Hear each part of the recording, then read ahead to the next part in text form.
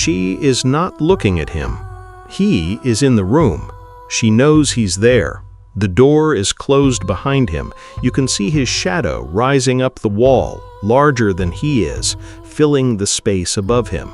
And she is sitting with her back to all of it, her shoulders drawn in, her body turned as far away from him as the chair will allow. Something happened in this room, or something is about to. And Degas never told anyone which it was. This painting is called The Interior.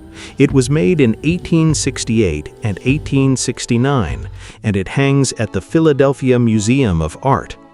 Described by scholars as the most puzzling of Degas' major works, it shows a tense confrontation by lamplight between a man and a partially undressed woman.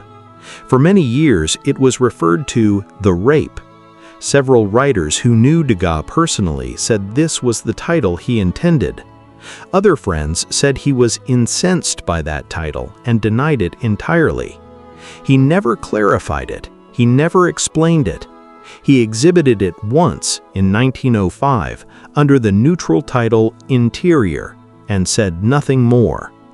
The painting has been sitting with that silence ever since. Before you try to decode what's happening between these two people, you need to understand what this painting is not. This is not a Degas anyone expects. Degas is associated with ballet dancers and horse races, dynamic subjects, movement, light, the visible energy of public life. The Interior is none of that. It is static, airless. The space is small and the walls feel close. The only light comes from a lamp on the table at the center of the room, and everything beyond its reach falls into shadow.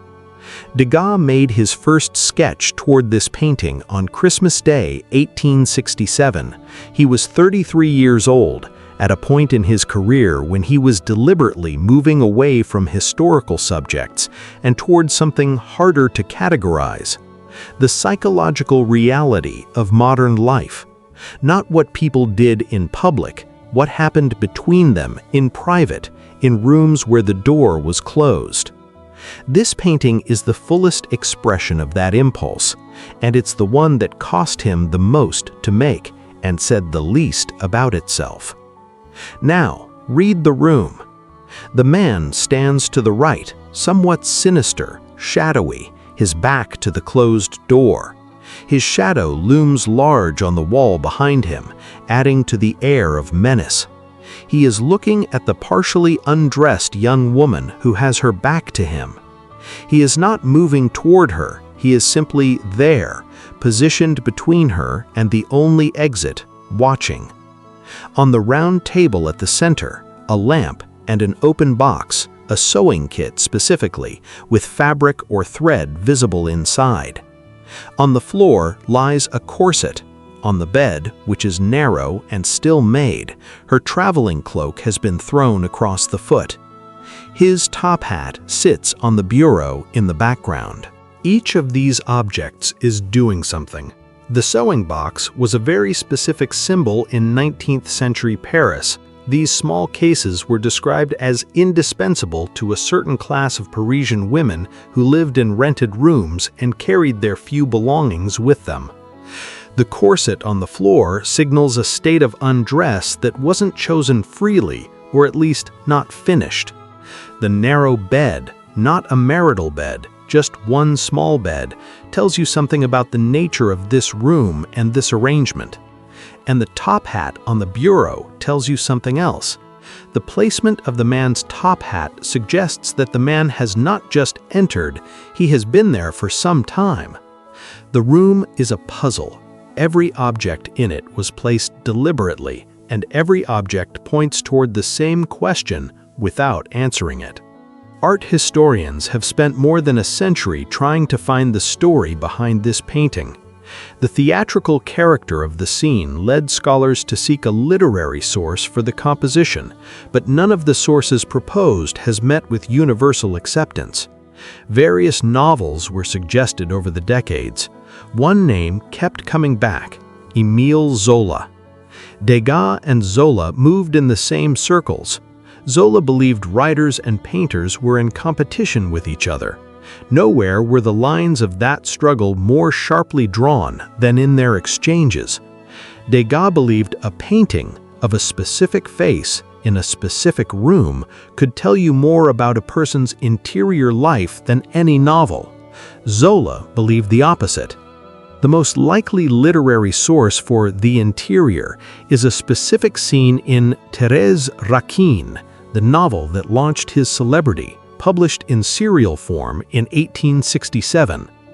The novel tells the story of Thérèse, trapped in a loveless marriage, who begins an affair with a man named Laurent. Together, they arrange the disappearance of her husband. They wait more than a year before marrying, and when their wedding night finally arrives, it is nothing like either of them imagined. The passage that corresponds most closely to Degas' painting comes from chapter 21. Laurent carefully closed the door behind him and remained there for a moment, leaning against it, staring into the room with an anxious, confused expression. He glanced again at Thérèse, who had not stirred. He seemed to hesitate. Then he noticed the pink shoulder and bent down to press his trembling lips against that bit of bare skin. The young woman pulled her shoulder away, turning around abruptly. She stared at Laurent with a gaze so strangely mingling repugnance and dread that he stepped back, troubled and uneasy, as if overcome with terror and disgust himself. Two people who chose each other, finding themselves unable to be in the same room. Not a crime committed in anger, something worse. The moment when you realize that the person you're with, in the room you're locked in together, has become a stranger you cannot reach. But the Zola theory has its own problems. In 2007, scholar Felix Kramer pointed to a critical discrepancy. The marital bed described by Zola and the narrow single bed in the painting simply don't match. A wedding night would happen in a shared room. This bed is built for one. Which reopens the question of what this room actually is and who these two people are to each other.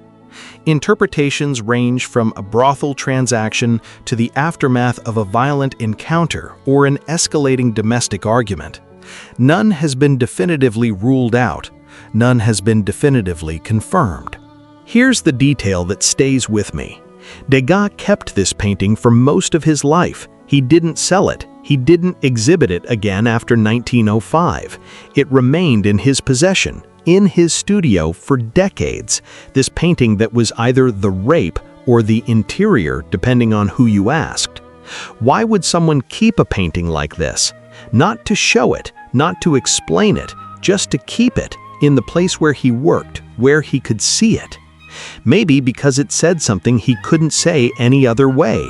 Maybe because whatever was in that room, whatever had happened or was about to happen between those two figures was something he understood in a way he couldn't put into words.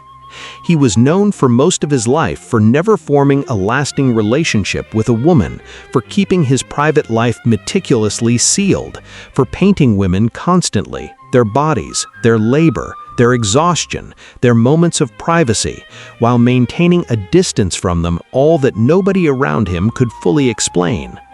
The interior might be the closest he ever came to explaining it, or it might be something else entirely.